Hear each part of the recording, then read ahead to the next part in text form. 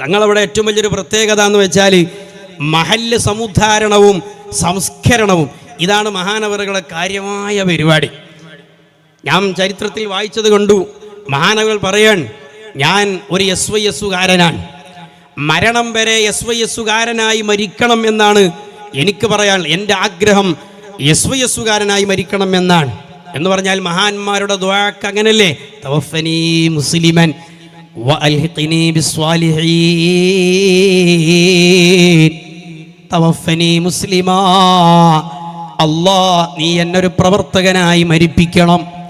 അങ്ങനെ പ്രവർത്തകനായി മരിക്കുമ്പോൾ, SSFകാരനായി മരിക്കുമ്പോൾ, SYSകാരനായി മരിക്കുമ്പോൾ, മുസ്ലിം ജമാഅത്തുകാരനായി മരിക്കുമ്പോൾ കിട്ടുന്ന ഗുണം വഅൽഹിഖ്നി ബിസ്വാലിഹീൻ, അവിടെ നാളെ ചേരാൻ കഴിയും. അങ്ങനെ ആ ആലിമീങ്ങളുടെ കൂടെ, ആ സാദാത്യങ്ങളുടെ കൂടെ നീ ഞങ്ങളെ ചേർത്തി തരണേ. ഇതാണ് പരിശുദ്ധ ഖുർആൻ പഠിപ്പിച്ച ദുആ. അതാണ് ബഹുമാനപ്പെട്ട TSK തങ്ങളും പറഞ്ഞ പ്രാർത്ഥന. ഞാനൊരു SYSകാരനാണ്, ഒരു സുന്നത്ത് ജമാഅത്തിൻ്റെ പ്രവർത്തകനാണ്.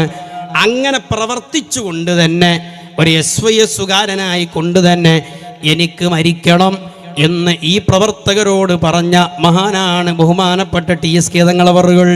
പ്രവർത്തകരായ നമുക്കതൊരു പാഠമാണ്. അപ്പോൾ വയസ്സും ഷുഗറും പ്രഷറൊക്കെ ആയി ഞാനിപ്പോൾ മെമ്പർഷിപ്പ് എടുക്കണില്ല എന്ന് പറയുന്നവർ TSK തങ്ങളോട് ബഹുമാനം ചത്തവരാണ് എന്ന് പറഞ്ഞാൽ അധികമാവുമെന്ന് എനിക്കറിയില്ല. ബഹുമാനപ്പെട്ട TSK തങ്ങളുടെ ജീവിതം അങ്ങനെയായിരുന്നു. അവിടെ നിന്ന് വഫാത്താകുമ്പോൾ വരെ പറഞ്ഞത് അതാണ്, സുന്നത്ത് ജമാഅത്തിൻ്റെ പ്രവർത്തകനായിട്ട് എനിക്ക് മരിക്കണം. എന്തേ, അവർ പോയ റൂട്ട് തന്നെയല്ലേ നമുക്കും വേണ്ടത്, അവർ പറഞ്ഞ റൂട്ട് തന്നെയല്ലേ നമുക്കും സ്വീകരിക്കേണ്ടത്. അങ്ങനെ എല്ലാ നിലക്കും ജനങ്ങളെ സമുദ്ധരിച്ച് സംഘടനാ പ്രവർത്തകരാക്കി, ആ പ്രവർത്തകരെ നിലനിർത്തിക്കൊണ്ട് സുന്നത്ത് ജമാഅത്തിൻ്റെ ഈ ഒരു ഇസ്സത്ത് കാത്തു സൂക്ഷിക്കാൻ മഹാനായ TSK തങ്ങളവറുകൾ വലിയ പങ്ക് വഹിച്ചിരുന്നു.